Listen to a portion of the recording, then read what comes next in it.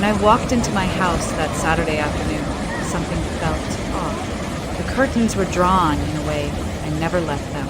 There was the faint scent of cinnamon toast in the air, something I hadn't made. And then I heard it, the sound of a child laughing, high-pitched, chaotic, followed by the unmistakable thud of something heavy crashing onto my hardwood floor. I froze. This was supposed to be my sanctuary, my first home, the house I had scraped together every cent to buy, the one thing that was mine. And yet, standing in the doorway, keys still dangling from my hand, I realized someone had moved in. Not just anyone. My sister, her husband, and their 3 kids. And I hadn't invited them. Hi, Reddit. My name's Rachel Monroe.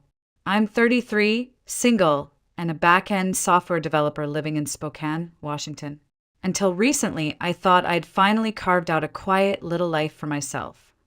Nothing fancy but peaceful.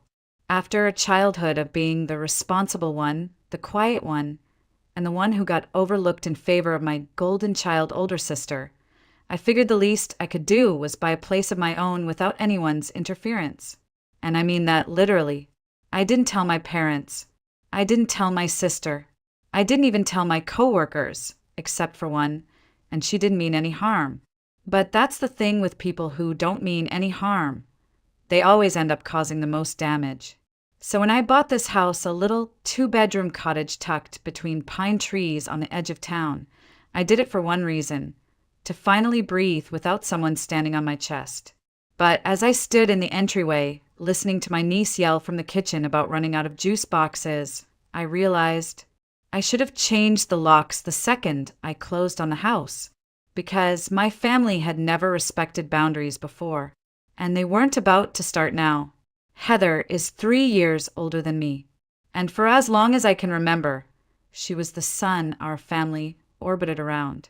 Blonde, bubbly, and charming in the effortless way that made teachers adore her and strangers hand her candy at the grocery store. Heather could do no wrong.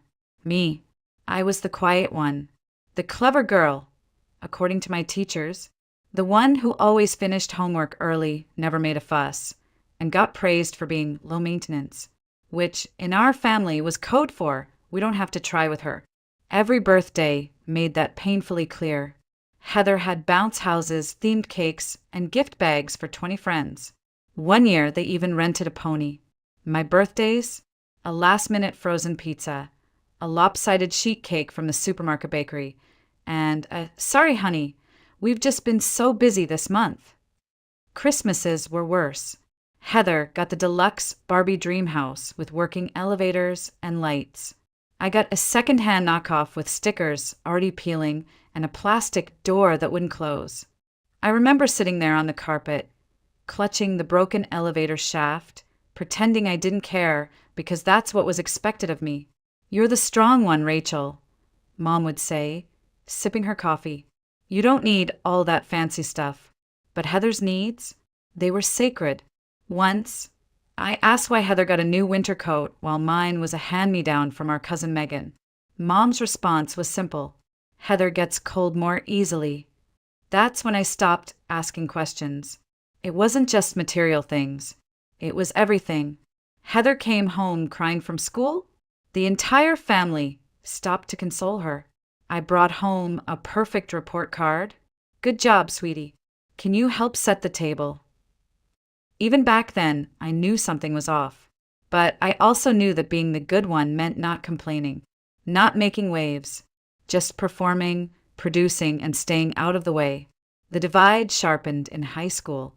Heather coasted through with a 3.2 GPA and 3 different boyfriends, while I buried myself in AP classes, robotics club, and part-time jobs. I got into a solid state university on my own merit without help. I thought that might finally earn me something, a little recognition, a little fairness. But when I mentioned that I'd live at home to save money on housing, Mom looked at me like I was a stranger. "If you're staying here, you'll have to contribute," she said flatly. Heather got support because she needed it. You'll figure it out." So while Heather went to her dream school, fully funded by her parents, I was 18 and working nights at a local bookstore, paying rent to live in my childhood bedroom.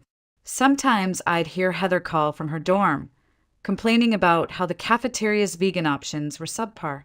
I'd be sitting in our kitchen, eating dollar store ramen on a chipped plate, just trying to keep the lights on. I moved out the moment I could afford it. It wasn't dramatic. I didn't slam any doors or make speeches. I just packed my few belongings, loaded up my 12-year-old Honda, and left without fanfare. No one begged me to stay. No one even offered to help carry a box. I remember sitting in that tiny apartment, 450 square feet, creaky floors, windows that barely sealed. But it was mine. No one barged in. No one asked me to pick up someone else's slack. For the first time in my life, I could hear myself think. I worked. A lot. My first job out of college wasn't glamorous. Entry-level QA for a logistics software firm. The hours were long, the pay was okay, but the independence, that was everything. I started saving immediately. Cut every corner I could. No dining out. No vacations. My wardrobe rotated between 5 thrifted sweaters and a single pair of work flats that I resold twice. Meanwhile, Heather was building her fairy tale. She got married a year after I moved out. A backyard wedding at some rented vineyard. My parents paid for all of it, of course. I was maid of honor, not by choice but by obligation. I still remember Mom's voice when I hesitated. Don't be selfish, Rachel. It's your sister's day. Heather's husband, Brian, was charming in that vague, unemployed way. He always had a business idea in the works, always between roles. Always talking a big game about tech startups and passive income. But somehow, the bills never got paid on time unless my parents stepped in. Then came the kids. Lily first, then Ethan, then Max. 3 beautiful little hurricanes who tore through every room they entered. I love them. I really do. But they became a convenient excuse for Heather to opt out of everything. Responsibility, employment, budgeting, you name it. My parents picked up the slack without question. Paid for daycare. Bought a new car when theirs broke down. Took the kids every weekend so Heather could recharge. And through it all, no one asked about me. I got promoted. Twice.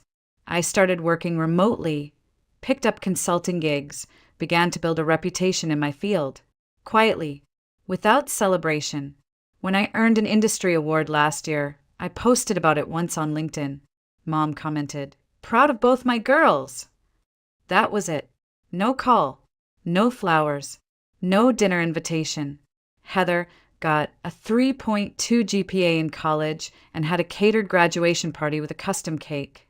I graduated with a 3.9 and we ordered takeout lasagna in silence. The message was clear. Heather was the center. I was the scaffolding. And scaffolding doesn't get celebrated. It just holds everyone else up. I didn't tell anyone I was house hunting. Not because it was some grand secret, but because I knew how my family operated. If I told them, even casually, that I was thinking about buying a home, it would become a group project overnight. My mother would start picking out paint swatches. Heather would suggest which school district would be best for the kids. And somehow, I'd end up footing the bill for someone else's dream. So I kept quiet. For nearly a year, I searched. I browsed listings after work. I went to open houses on weekends.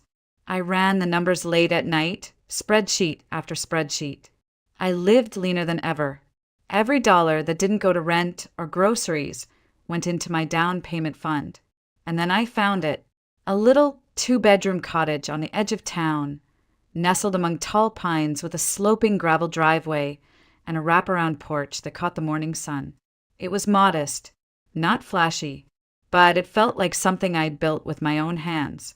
I remember standing in the empty living room the first time I saw it, my boots tracking snow onto the wood floors, and thinking, this is it, this is mine. I made an offer that same day. It was accepted 3 days later. I closed a month after that, and I didn't tell a soul. I moved in over a weekend with the help of 2 friends from work. No family, no announcements, no Facebook posts. I wanted to live in the silence of something I'd earned entirely on my own. But silence is a luxury my family doesn't allow for long. About a week after I'd moved in, I got a call from my mom. Her tone was overly cheerful, the kind of voice she uses when she already knows something and is waiting to pounce. "Hi, sweetheart. How's everything going?" I kept it vague. "Good. Work's busy. Same old." She paused, then said, "Heather told me you've been looking at houses. Why didn't you tell us?" My stomach dropped. Turns out the one person I had told, Lisa, a coworker I barely knew, had mentioned it in passing to her neighbor, who just happened to be best friends with Heather. Small town. Big mouth. I lied. "Oh, I'm just browsing. Nothing serious." But it was too late. That night, I got a text from Heather with a Zillow link. This would be perfect. For bedrooms, great schools, and a huge backyard for the kids. I stared at my phone. My family had just found out I was thinking about buying a house, and already they were planning to move into it. Over the next few days, my phone turned into a war zone. Texts, emails, even voicemails. Who still leaves voicemails? Each one more presumptuous than the last. My mother sent a list of non-negotiables she thought I should look for in a home.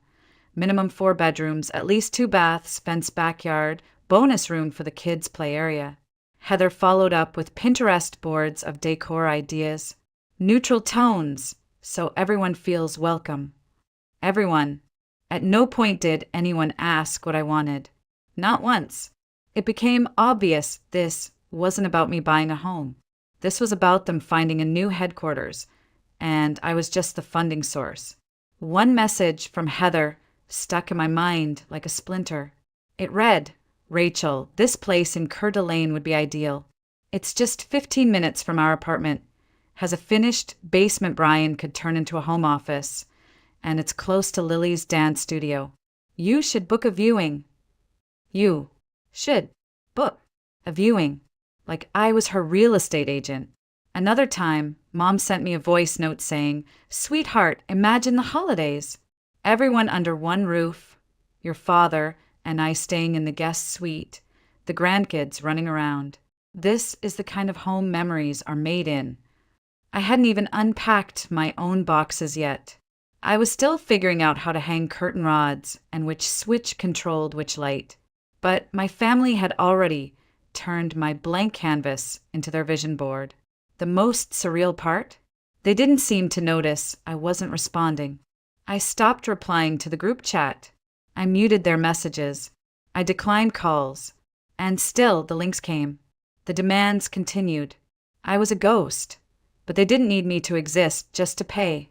That's when it hit me. They never saw me as a person with a life of her own. I was a utility, a means to an end. The dependable one, the stable one, the one who could be counted on to give and give and give. And even though I had already bought my house, they were determined to insert themselves into every corner of it. Every empty room, every square foot of space, they'd already claimed it in their minds. So I started taking a different route.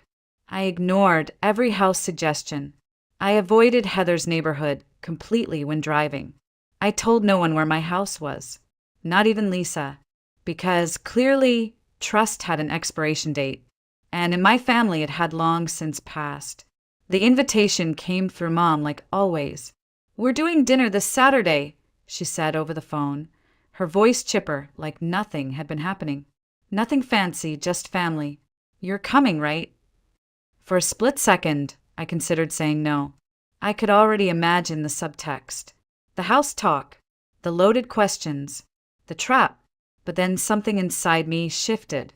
I'd been silent for too long, hiding, avoiding, letting them speak about me without ever speaking to them. Maybe it was time to stop playing defense. "Sure," I said.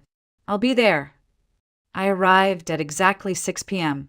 The house smelled like rosemary and garlic, and the chaos had already begun. Lily and Ethan were tearing through the living room. Max was crying in the hallway, and Brian was half asleep on the couch with football on full blast. Mom popped her head out from the kitchen, apron on, holding a ladle. "Oh, good, you're on time for once," she said with a smile that didn't reach her eyes. We sat down around the old oak dining table. Me, Mom, Dad, Heather, Brian, and the kids, plates full of overcooked lasagna and forced civility. For a moment, things were almost normal, until Mom cleared her throat and placed a folder on the table. "Rachel," she said sweetly, "we've been doing some research, and we think we found the perfect house for you." I blinked. "Sorry, what?" Heather leaned forward, excited. "It's gorgeous. Just outside Coeur d'Alene. 5 bedrooms, huge backyard, and it's zoned for Lily's school." Mom nodded. "There's even a finished basement. Brian could finally have a space for his projects. And there's a sunroom, perfect for you to work from home." They were glowing, like they'd already moved in. I put my fork down. "Actually," I said quietly, "I already bought a house." Silence. It hit like a brick wall. Even the kids stopped talking.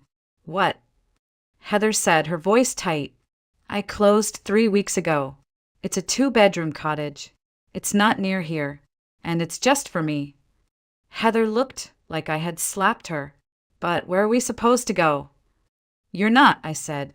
"This isn't about you." Mom's expression darkened.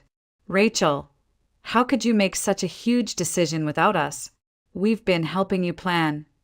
"No," I said, keeping my voice even. "You've been helping yourselves plan. You never asked me what I wanted. You just assumed I'd build my life around everyone else's." Heather's voice cracked. "This isn't fair. You know how tight our apartment is. We were counting on that space." "I didn't ask you to," I said. "I'm done being counted on for things I never offered." Dad slammed his hand on the table. "Family is supposed to sacrifice for each other." I stood up slowly. "I've sacrificed enough." And then I walked out. The first message came before I even made it home. It was from Heather, just a photo. Lily and Ethan sitting cross-legged on their bunk bed, surrounded by stuffed animals and board games. Max was curled up in the corner, holding a toy car to his chest. The caption read, "They were so excited to finally have their own rooms. I don't know how to tell them." I didn't reply. What was I supposed to say? "Sorry your fantasy house got canceled because I refused to bankroll it." A few minutes later, my phone pinged again. Then again. And again. Texts from Mom. "I didn't sleep at all last night. Heather is devastated. We were only trying to help you feel included. You've changed, Rachel. This isn't the daughter I raised." I turned off my phone and tossed it into the kitchen drawer. But turning it off didn't make them stop. The next morning, I woke up to 3 voicemails from Dad.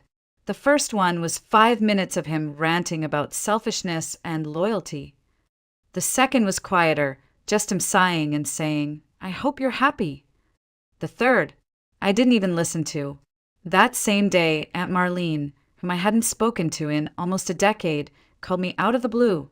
She started off polite, then pivoted. "Rachel, I don't know what's going on over there, but your mother is heartbroken. Heather has 3 kids to take care of. Can't you find it in your heart to support your family?" The word support hung in the air like a loaded gun. I hung up without answering. Then came the Facebook posts. Heather posted a picture of Lily doing homework on the floor with a caption, "All they want is a little space to grow." But I guess space is too much to ask from some people. The comments were exactly what you'd expect. "You're an amazing mom." Shame on whoever's letting you down. Family should be there for each other. They didn't tag me, but they didn't have to. It was a public performance, and I was cast as the villain. I wanted to scream, to post screenshots, to explain everything, but I didn't, because no matter how loud the lies got, I refused to beg for permission to have boundaries. But the final blow? Mom posted a picture of my house, with the caption, "It's so sad when people forget where they came from." That's when I knew this wasn't just guilt anymore. It was war. It was a Saturday morning. Cold, quiet, nothing unusual. I had errands to run, groceries, post office, a quick stop at Target.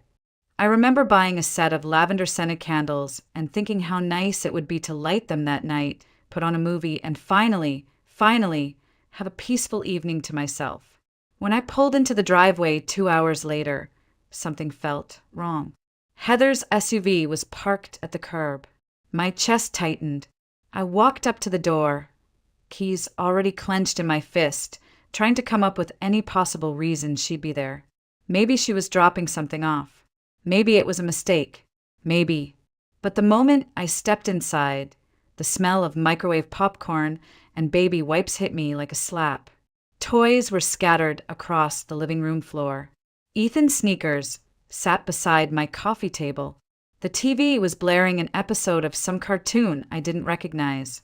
And in the kitchen, Brian was rummaging through my fridge like it was his. And then I saw Heather. She was in the sunroom, rearranging my furniture. My armchair had been pushed against the window, and she was dragging a side table toward it with a look of complete ownership on her face. "What the hell is going on?" I asked. She looked up, casual as ever. "Oh, hey. We figured it'd be easier to just move in while you were out. Mom gave us the key. Hope that's okay." I couldn't speak. My mouth opened, but no sound came out. Mom had given them the spare key. The one she held briefly during her peace-offering visit. The one I left, naively, on the kitchen hook. Heather gestured toward the hallway. "The kids already picked their rooms. Max wants the one with the little window. It's so cute." Brian, not even looking up, added, "We'll help cover groceries. I mean, you're just one person, right? This house makes way more sense for us." I felt a pressure in my skull that I couldn't quite place. A ringing. A violation. This wasn't just boundary crossing. This was a break-in. A takeover. And they were smiling through it. "Get out," I said, voice low. Heather blinked, almost amused. "Rachel, don't be dramatic. We're family." I pulled out my phone. "I'm calling the police." Brian finally looked up, offended. "Seriously? You'd call the cops on your own sister." "Watch me," I said, dialing. When the dispatcher answered, I gave my address and told them, calmly, that unauthorized individuals were occupying my home, that they refused to leave, that I had not given them permission. 10 minutes later, 2 officers pulled into the driveway. It was the first time in years. I felt like someone was on my side. The officers were calm but firm. They asked Heather and Brian to explain why they were in the house. Heather gestured toward the kids like they were some kind of human shield. Brian muttered about being family and just needing a little space. The officers didn't care. "This is private property," one of them said, voice clipped. "You weren't invited, you weren't given legal access, and you're being asked to leave. Now." Heather started to cry. Real dramatic sobs. Brian scoffed and grabbed a half-eaten sandwich from the counter, like this was all just a minor inconvenience. I stood in the corner of the room and said nothing. I didn't need to. They were finally seeing the consequences of entitlement. They left 20 minutes later, carrying plastic bags of snacks they had raided from my pantry, and looking more annoyed than ashamed. Heather didn't say goodbye. She just glared at me like I had ruined her life. The officer turned to me at the door. "Do you want to press charges?" I paused. Every part of me wanted to say yes, to make them pay, but what I wanted more was peace. "Not if they stay away," I said, "but if they come back, I won't hesitate." He nodded. "We'll file a report. If it happens again, call us immediately." The moment the door clicked shut behind them, I locked it. Then I slid down the wall and just sat on the floor, staring at the ceiling, breathing. My house no longer felt like home. It felt breached, defiled, like every quiet moment I'd earned had been taken and dirted. The next morning, I called a locksmith, changed all the locks, installed cameras at every entrance, ordered a ring system and a motion detector for the backyard. Then I called my lawyer. Yes, I have one. I've done enough freelance contracts to know that sometimes silence isn't protection, paper is. Within 48 hours, she had drafted a cease and desist letter addressed to Heather, Brian, and my mother. It was clear, factual, and cold as ice. It outlined the incident, cited trespassing law, and stated unequivocally that if they contacted me again in any form or attempted to access my property, I would pursue criminal and civil action. The letters were delivered by courier. No more emotional texts. No more guilt-tripping voicemails. No more Facebook shade. Just a legal boundary written in ink. And for the first time in a very long time, I felt like I wasn't alone anymore. I had something stronger than guilt on my side now. I had the law. A few days passed. Silence never felt so loud. No calls. No texts. No new innocent photos of the kids. My Facebook feed was still a mess of passive-aggressive pity posts, but I'd already blocked half my extended family. I adjusted my privacy settings, scrubbed my contact info from anything public. I wasn't just building a wall around my home. I was building one around my peace. Then, one afternoon, as I was trying to repot a wilting lavender plant on my porch, I saw her, my mother, standing at the gate with a store-bought pie in her hands, dressed like she was on her way to Sunday brunch. She gave me the same look she always did when she wanted something, a soft, theatrical half-smile that said, "Let's pretend none of this happened." She lifted the pie and said, "Apple, your favorite." My favorite is cherry. She's never remembered. I didn't say anything, just stared. "I just wanted to see how you were doing," she continued, eyes scanning the house behind me. "You've done such a lovely job with the place. Really, it suits you." Her voice was syrupy. Her gaze wasn't. I stepped outside, closing the door behind me. She tried again. "I think things got a little out of hand. But we're family, Rachel. We say things we don't mean. I know Heather crossed a line. But can't we start fresh? Maybe have a little dinner? Bring the kids by. They'd love to see where their auntie lives."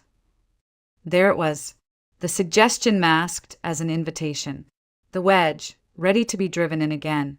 I looked her in the eye and said calmly, "No," her smile faltered. "You don't mean that." "I do. Rachel, come on. I raised you better than this." "No," I said again. "You raised me to put everyone else first. And I'm done." I turned, walked back inside, and locked the door behind me.